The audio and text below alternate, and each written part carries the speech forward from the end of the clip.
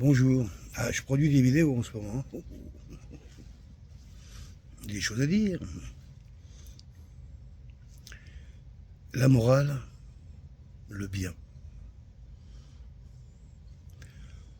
Je crois qu'aujourd'hui, nos civilisations, toutes, mais surtout les civilisations qu'on disait avancées, la civilisation occidentale est totalement confrontée à, à des propositions de nouveaux paradigmes où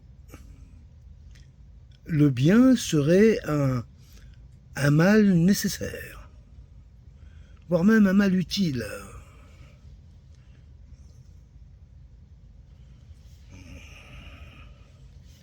En gros, ce qui fait pas mal fait du bien. On est parti un peu dans ces voies-là. Et la morale, c'est important la morale. C'est quoi d'ailleurs? C'est quoi la morale? Aujourd'hui, nos enfants sont plus instruits de cette façon. La morale, c'est d'avoir un comportement qui soit acceptable par tous. Pour moi, c'est ça, qui soit quelque chose de moral. Voilà. Après qu'on soit en accord ou pas en accord avec le comportement, les résultats de ce comportement peut-être, mais il peut être légitime. Il y a quelque chose dans la moralité, c'est pas un frein, c'est une mesure. Voilà. On est rentré dans un monde où c'est donc ultra-capitaliste, tout est open. En gros, la seule mesure qu'on veuille reconnaître aujourd'hui, c'est celle de l'argent. Et on sait par définition que cette mesure est complètement versatile et elle ne veut strictement rien dire. Elle consacre un instant T, mais c'est tout. On est dans le capitalisme, dans son essence, est totalement immoral. Il n'y a pas plus immoral que cette façon de gagner son argent. Pas plus dégueulasse. Le capitalisme, c'est quelque chose d'horrible.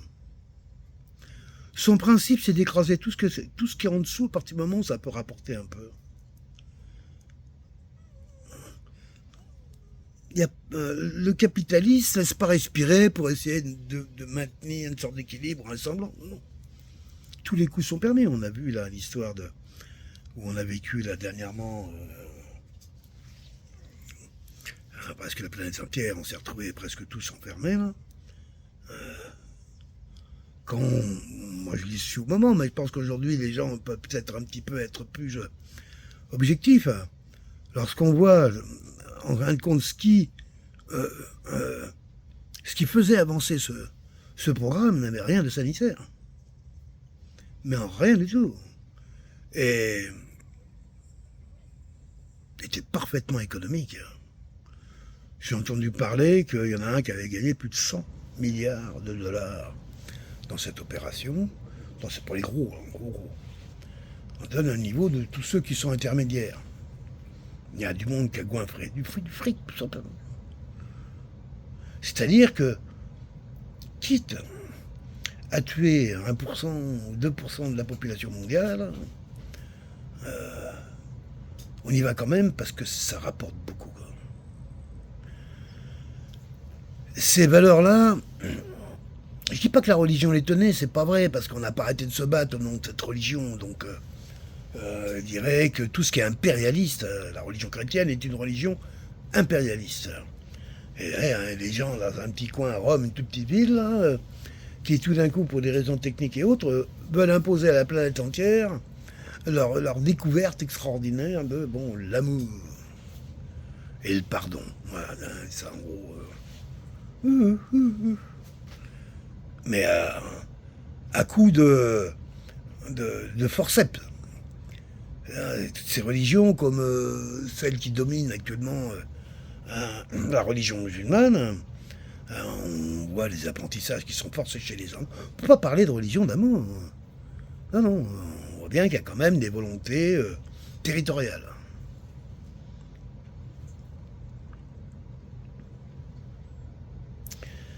Ce système, qui est quelque part immoral, Bah, à partir du moment où t'as pas le même Dieu, tu comprends tout de suite que, ou t'en as pas du tout même. Que tout d'un coup, il y a un type qui arrive chez toi qui te dit, il faut que tu penses comme ça, et comment tu t'habilles, c'est pas correct, et comment. Bref, et c'est un peu hallucinant, mais c'est ce qu'on vit aujourd'hui. Hein. Alors nous, ça a été un peu dans le sens inverse, c'est-à-dire on n'était plus dans la restriction, on était dans le tout open. C'est du jour au lendemain, on a vu ça, qu'il était normal, que des enfants dans une école acceptent l'un d'entre eux qui se prenait pour un chien qui dormait dans un panier dans le couloir et qui mordait l'école ses copains jusqu'à y en a un qui a mis une grande pêche dans sa gueule et les parents sont retrouvés au tribunal. Les parents, non pas du gamin chien, mais du gamin qui a mis un pain. C'est pas vieux ça, c'est l'année dernière, ou cette année même. Hein. Donc, ces nouvelles voies, en fin de compte, de toutes les minorités, les plus extrêmes soient-elles, doivent avoir la même lisibilité que la grande majorité. Ce qui fait qu'on fait une majorité de minorité, on est d'accord, et on est tous tout seuls. Tous tout seuls dans nos folies, dans nos errements, dans nos égarements, dans nos trucs de dingue. Et là-dessus, on nous dit, allez chercher la bonne parole sur Internet, qui va bien vous mettre le casque encore plus dans l'axe où on veut vous emmener, à la stérilisation, à la... tous les uns contre tous, c'est ça. J'irais même pas, j'ai pas envie de faire l'inventaire de ce que une humanité, une société, je dirais, une société, une civilisation sans valeur morale, ayant perdu un axe du bien et du mal, peu importe la définition qu'on en avait, mais à partir du moment où on n'en a plus, oh bah, qu'est-ce qui est bien, qu'est-ce qui est mal? Bien de réponse, moi, à un moment, elle vaut ce qu'elle vaut, parce qu'à la limite, j'ai jamais trop travaillé tout ça. Mais pour moi, ce qui me paraissait bien, c'était tout ce qui favorisait l'état naturel du vivant. Et mal, tout ce qui s'y opposait. Un peu sobre, mon affaire, mais quand on y regarde bien, on verra que ça ressemble un petit peu à ça.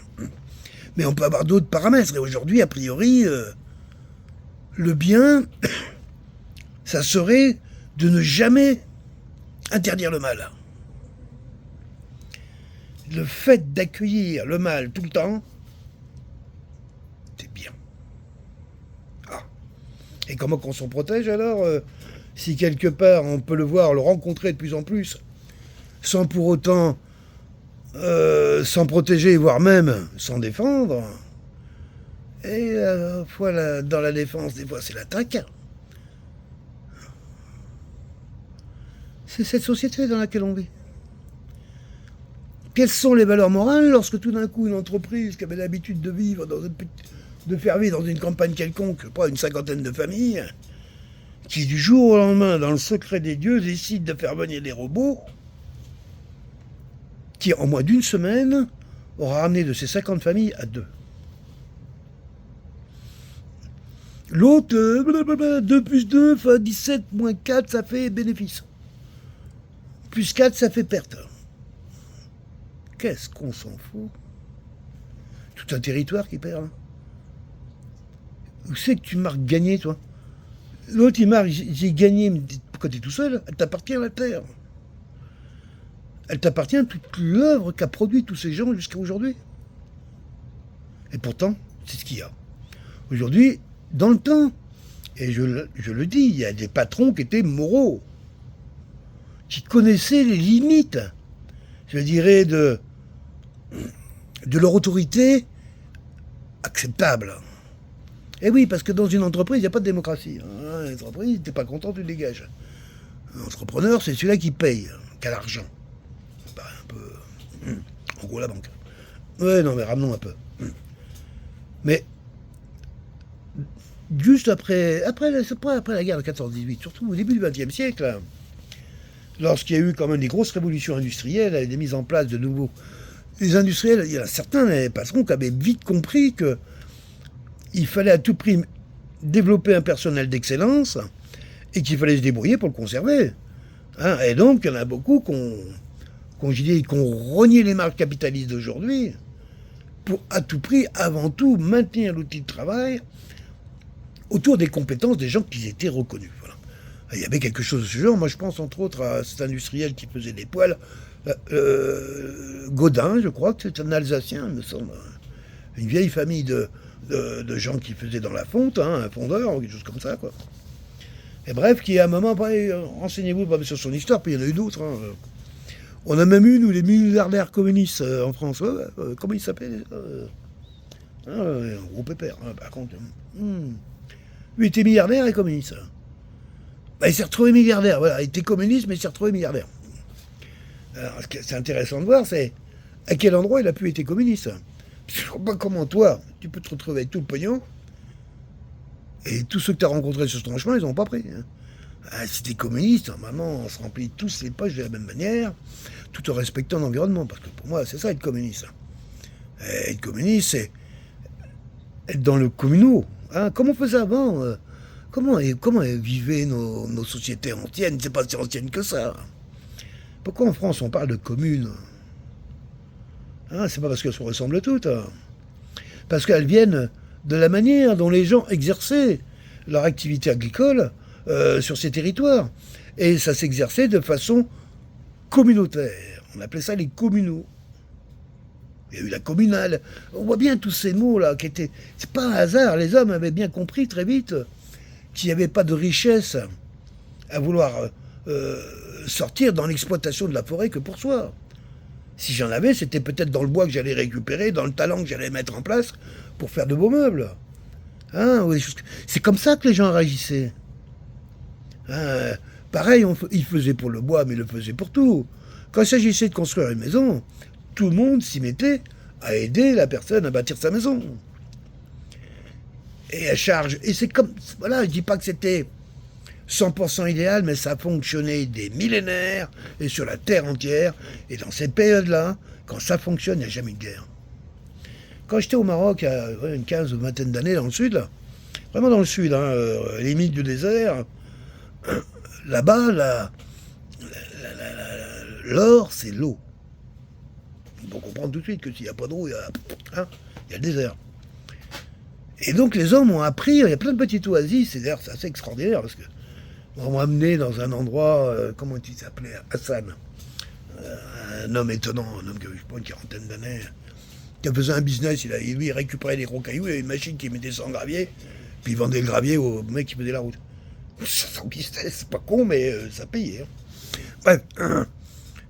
Et un jour, il m'a emmené, je parlais pas très bien le français, moi pas du tout le marocain, mais on y est arrivé ensemble quand même, avec mon copain Mohamed, qui est un pharmacien étonnant comme type. Et puis à un moment, on parle dans le désert, et c'est quoi le désert, en plus dans le sud du Maroc? C'est pas des dunes de sable, c'est des rochers. Ben, c'est des sortes de semi-montagnes, hyper arides, il n'y a pas un arbre, il n'y a que dalle, il n'y a rien. De temps en temps, on voit des toiles de tentes, c'est un peu les romanichels marocains, c'est les voyageurs qui sont souvent éleveurs des familles d'éleveurs de dromadaires, pour la viande aujourd'hui, avant c'était pour d'autres choses, mais...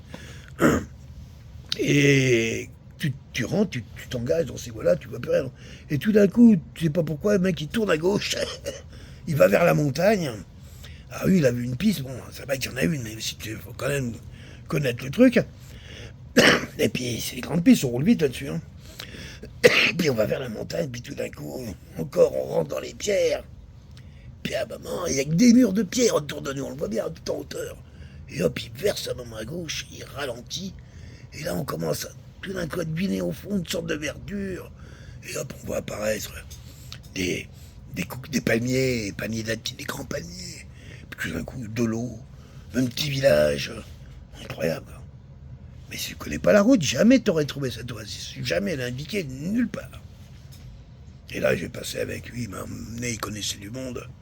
En plus, ils font de l'artisanat pour voyageurs. Là-bas, ce sont des gens qui vivent, qui ont une fraîcheur culturelle incroyable. J'ai rencontré des jeunes filles qui avaient 14-15 ans, qui qu'est-ce qu'elles faisaient? Elles faisaient surtout des sacs à la main, des tissés à la main, elles faisaient des très belles là-bas. Pour truc, quoi. Et je voyais la curiosité qu'elle avait quand elle me regardait, quoi.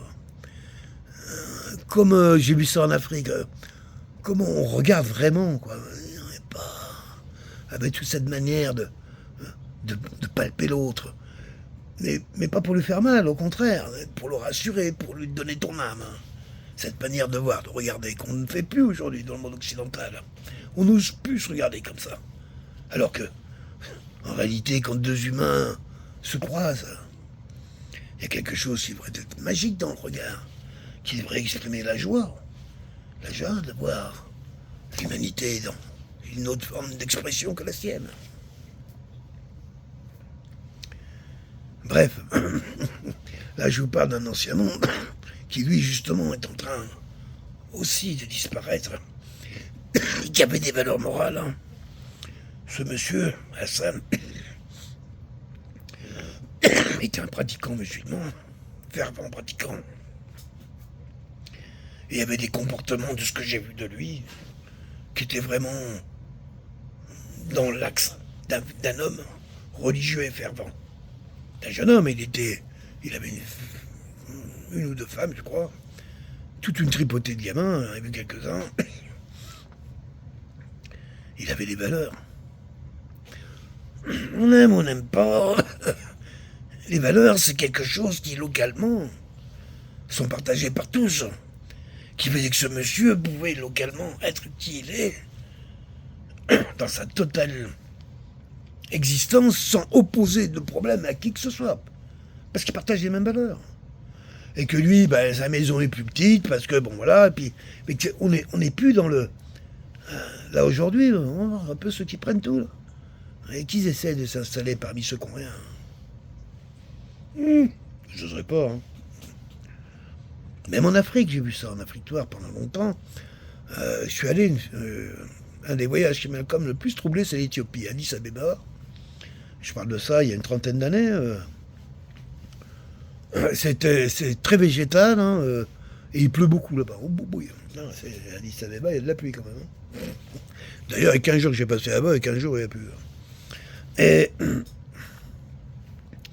on voit encore, à l'époque, je suis allé, la ville était en train de se moderniser, disons ça comme ça, commence à apparaître des sortes d'immeubles en haut d'une colline là-bas dans un autre coin. On voyait qu'il n'y avait pas un plan d'ensemble qui était vraiment organisé, c'était un petit peu chacun à travers sa capacité à s'installer qui le faisait.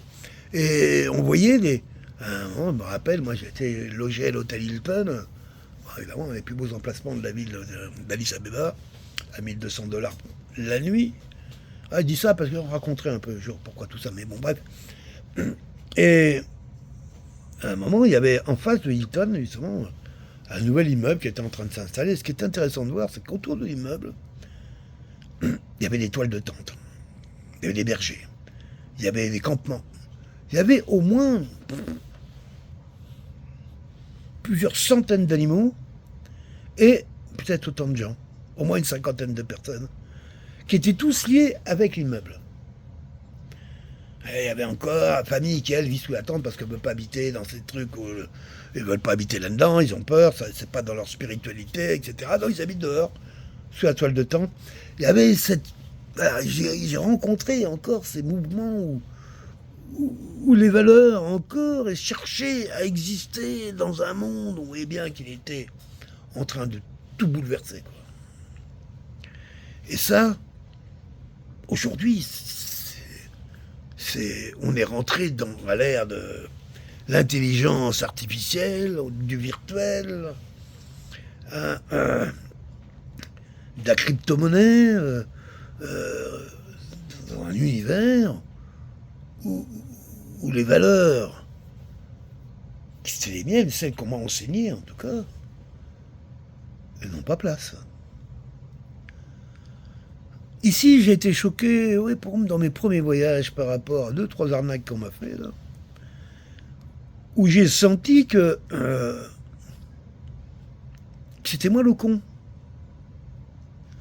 J'ai fait confiance, on m'a baisé, mais c'est moi le con. Et j'ai vu que ce qui pouvait protéger un petit peu le rapport à l'autre sur certains types de valeurs, eh bien, hélas, je pouvais plus trop me fier à ça. Et donc adapter un langage qui tienne compte de ces nouvelles réalités qui ne sont pas les miennes. Hein. Alors, aujourd'hui, bon, tout le monde a entendu parler, je ne veux pas faire de complotisme, mais tout le monde a entendu parler de satanisme. Même chez le méchant blondinet, là, ceux qui ne l'aiment pas du tout, bah, c'est Satan, disons, voilà. Bah, dites-vous bien que dans l'autre sens, c'est pareil. Hein, mais tout le monde entend parler de ça. Hein, ces saloperies qui se sont faites sur les populations civiles dans des toiles de tente il n'y a pas longtemps, là, pas loin d'un grand mur. C'est quoi? Bon, bref. Ces choses qui sont mal. De notre point de vue, de mon point de vue, de ma tradition, de nos traditions, j'ai quand même entendu et vu qu'on essayait d'amener les gens à penser que c'était juste. Donc bien. Et oui, parce que ce qui est juste peut pas être mal.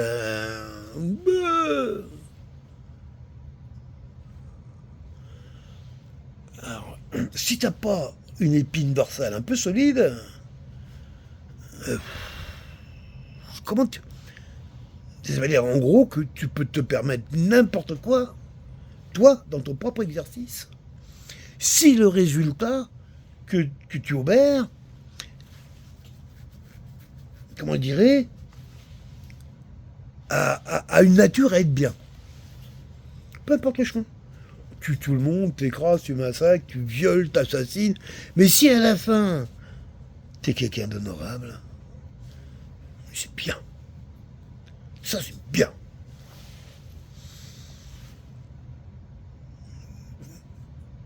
Ça sera quoi les nouvelles valeurs? Le tout est possible dans le monde virtuel, pourquoi pas? Hyper dangereux quand même, parce qu'à un moment, même si c'est virtuel, il y a quand même un pilote, et le pilote, c'est toi. Donc à force de virtualiser dans les trucs, dans les mondes où tout est possible,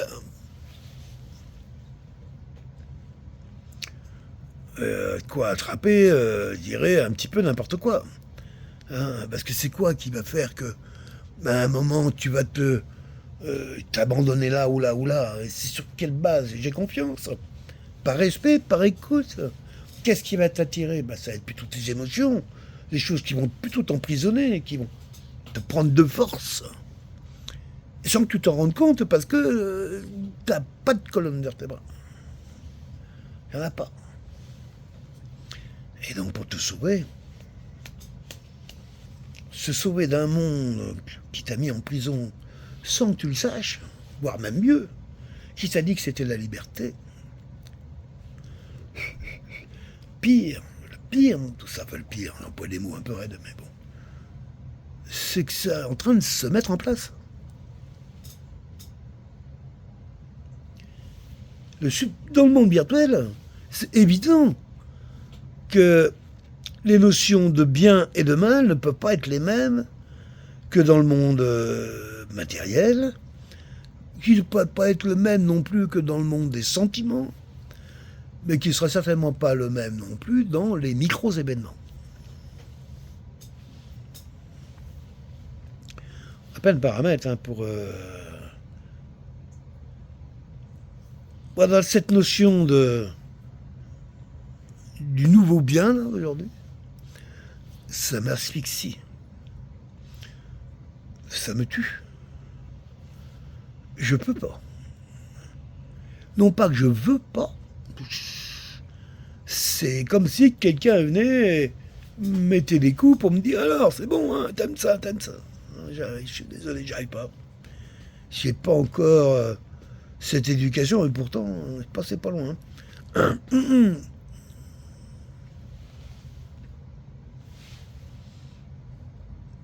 Oui, ce monde se meurt d'immoralité à des niveaux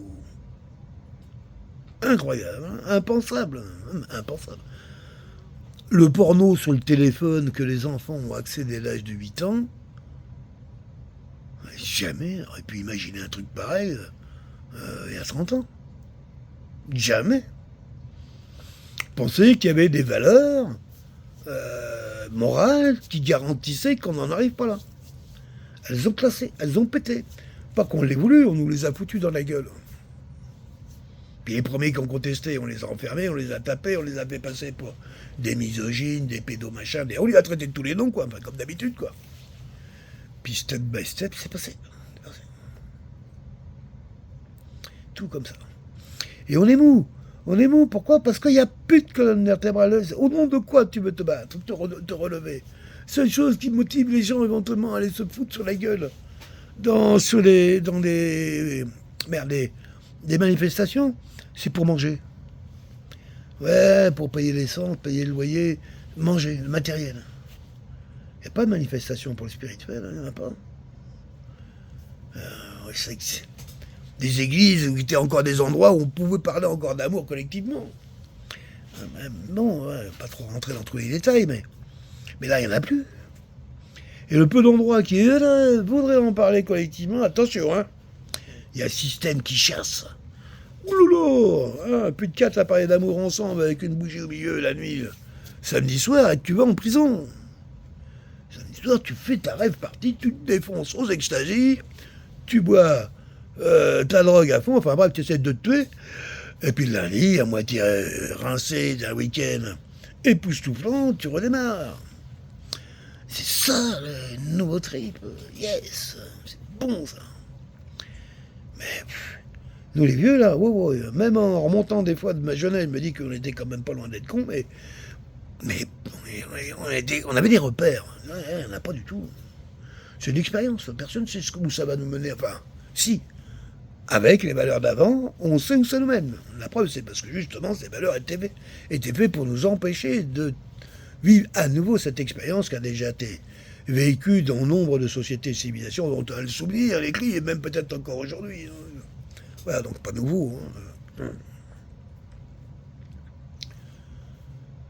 Je pense sincèrement que le bien, le mal, c'est une fumisterie. Si le monde s'exprimait de cette manière, on est en guerre permanente. Voilà, c'est pas compliqué. Même en soi, moi je suis pas bien ni mal, c'est pas vrai, j'ai pas ça moi. Mais il y a des moments où je serai certainement moins dans la présence ou dans l'accueil, et peut-être plus dans le jugement ou dans le comparatif que dans d'autres. Ce qui amènera à cette idée de mal ou de bien, quoi. Bon, une chose que je sais, en tout cas, c'est que je n'ai jamais été guidé par le mal pour faire mes actes. Jamais dans ma tête, je vais te niquer, toi, je vais te faire un truc. Jamais, c'est pas vrai. Hein. Ça, il y a longtemps, je me rappelle d'une fois où ça m'avait vraiment... je m'étais d'ailleurs surpris de m'être retrouvé dans un état pareil, à en vouloir à un niveau, à quelqu'un que... Je savais pas que d'ailleurs je pouvais avoir cette haine dévorante qui me débordait, mais que j'ai pu m'en rendre compte très vite. Mais bon, on a tous vraiment ces possibilités-là de...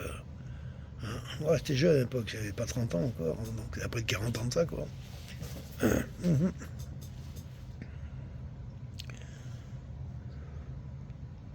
Je crois que pour ceux qui ont plus ces valeurs de bien ou de mal, qui disent que c'est des conneries, c'est des trucs de vieux, ils ont pas tort.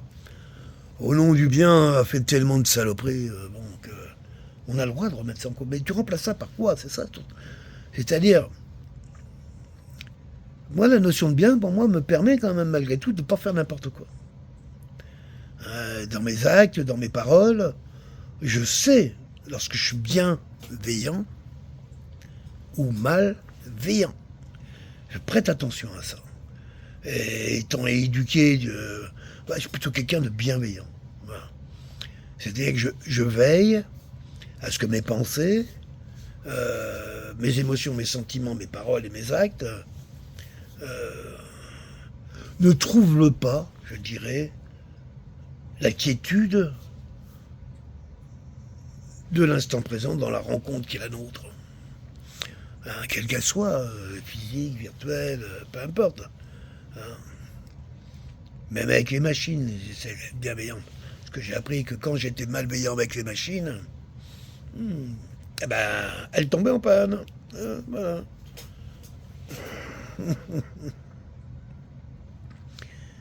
C'est un vaste sujet. Hein. Le bien, on pourrait...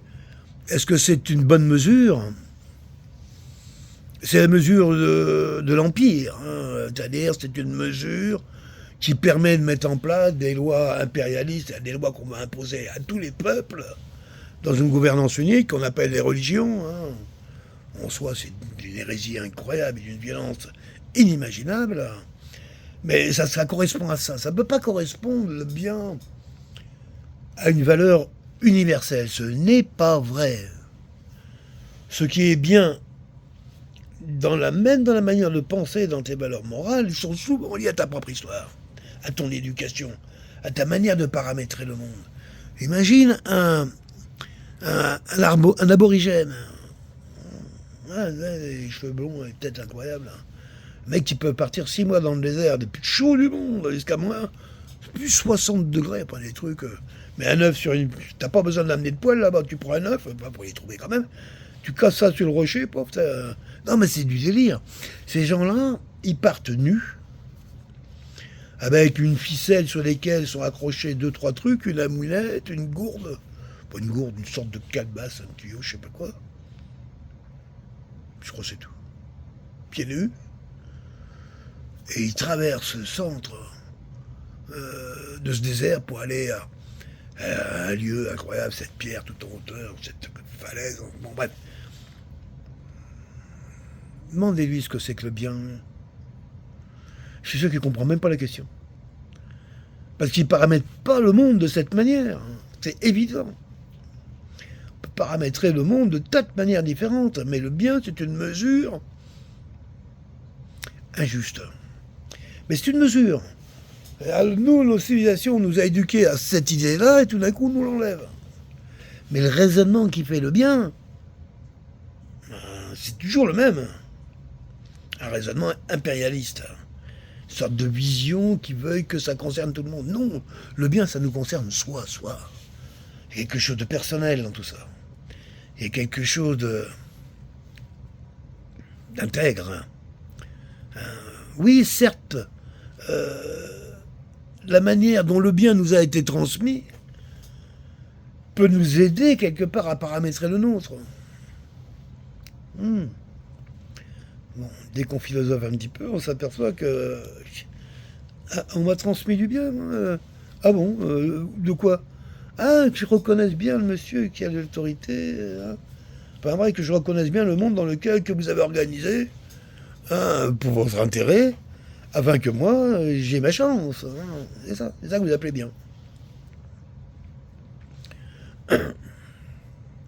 Aujourd'hui, on a remplacé ça par monnaie. D'ailleurs, chez les bourgeois, comment ils parlent d'eux? Alors, il a du bien, il n'a pas de bien. Ils ont des biens, ces gens-là, ou ils n'ont pas de biens? Des biens. Des biens. Pour eux, des biens, c'est des murs, des propriétés. C'est ça le bien pour eux. Et donc pour nous, on n'est plus du tout dans l'idée des communaux. Pas du tout. C'est le bien de la banque. C'est ça, le bien du bourgeois. Vous avez du bien. Et le fait de ne pas avoir de bien, pour un bourgeois, c'est mal. Là, tu tricotes ça comme tu veux, c'est par ça qu'on est gouverné. Par cette philosophie stupide, égoïste, crétine, qui a failli disparaître. Là. C'est pour ça qu'ils ont le monde un peu reprendre une... Ils ont eu peur, ils ont eu chaud. Et ils se sont rendus compte quand même qu'au OF, ils n'avaient pas besoin de la grande bourgeoisie. Et non, il n'y a pas de place pour vous. Dans un monde idéal qui était le leur, c'est-à-dire sans humains, grosso modo, à part leur famille, et puis 400 millions d'esclaves. Les esclaves, c'est pas des gens à coups de fouet, hein, c'est des mecs qui réparent des machines, qui entretiennent et qui réparent un parc de machines, voilà. Ingénieurs, techniciens, voilà. Ils sont programmés pour jusqu'à 35 ans, après, euthanasie. Soleil vert, hein, c'est ça le programme du OF, hein. Génial.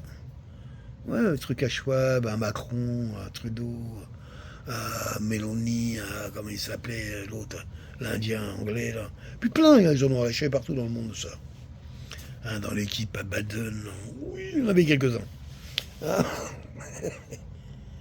Ils ont pensé que pour l'avenir de l'humanité, tuer tout le monde, c'était bien. On tue tous les humains, c'est bien. Du Jean-Jacques Rousseau à l'état pur. Tuons tous les pauvres et tous les hommes seront heureux.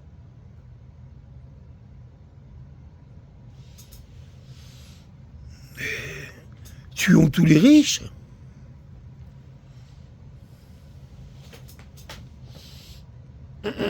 Ce qui serait plus facile à faire.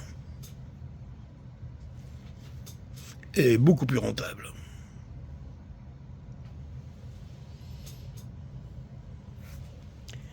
Je crois pas à ces valeurs qui divisent en bien, en mal, parce qu'on tripotera comme ça aujourd'hui, demain, là on voit bien qu'aujourd'hui, les valeurs qui sont hallucinantes, bon ben, qui vont devenir bien peut-être dans l'esprit de nos enfants.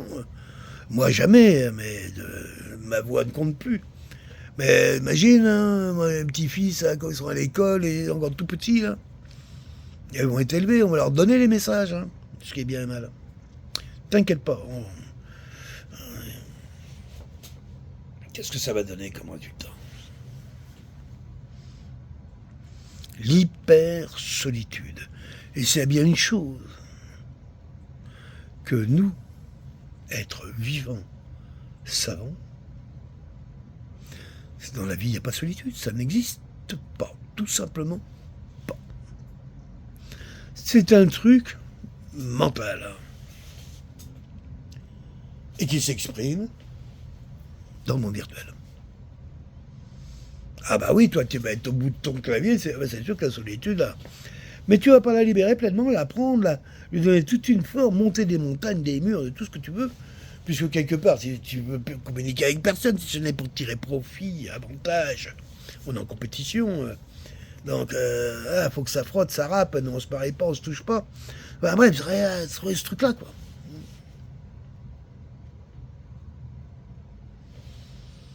Et tout le monde va faire ça, tous. Du petit plus grand, pousse-toi, on va se pousser. Et puis il y a un gars, il va vendre des pousseurs, des poussoirs, des surpoussoirs, des surpoussoirs.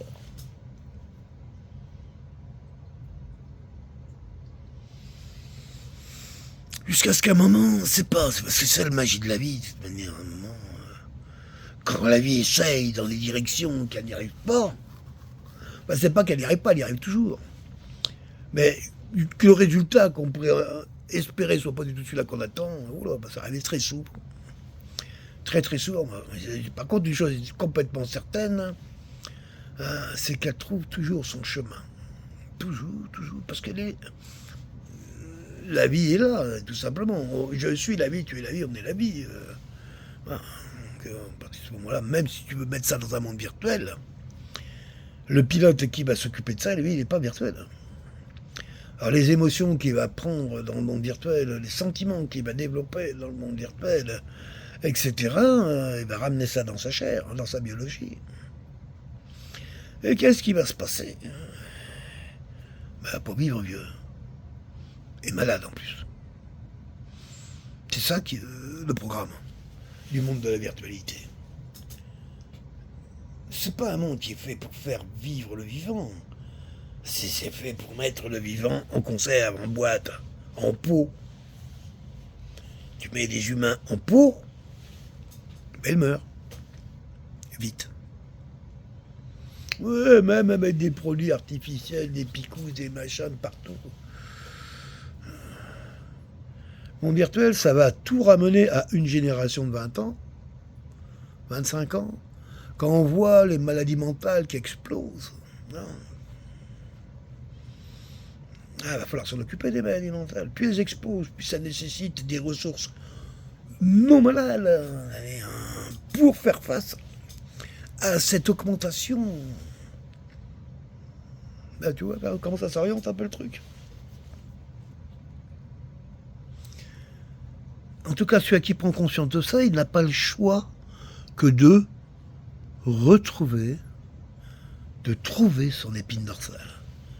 Quelque chose qui est immuable, qui n'a strictement rien à voir avec l'expérience qu'il est en train de vivre dans le collectif.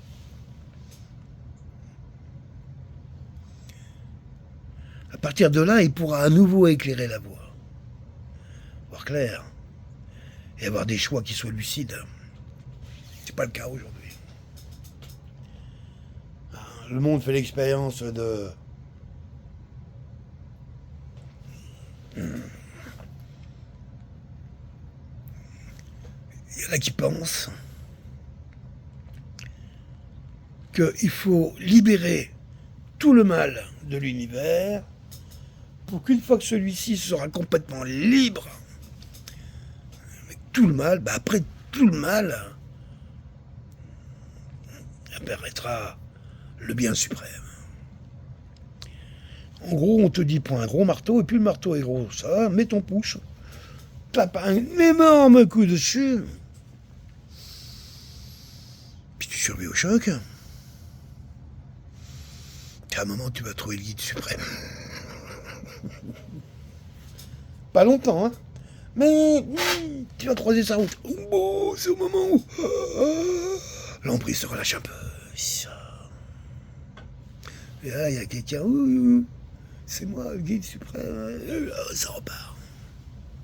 C'est ça qu'on nous promet.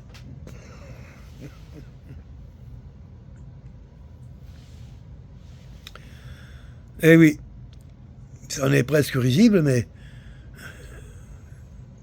comment ramener des valeurs morales? Il faut d'abord les avoir pour soi. Que chacun s'occupe d'avoir ses propres valeurs morales, et pas celles qu'on lui dit d'avoir, mais celles qu'il a en conscience et en son cœur. Hein? La compassion, l'empathie, l'écoute.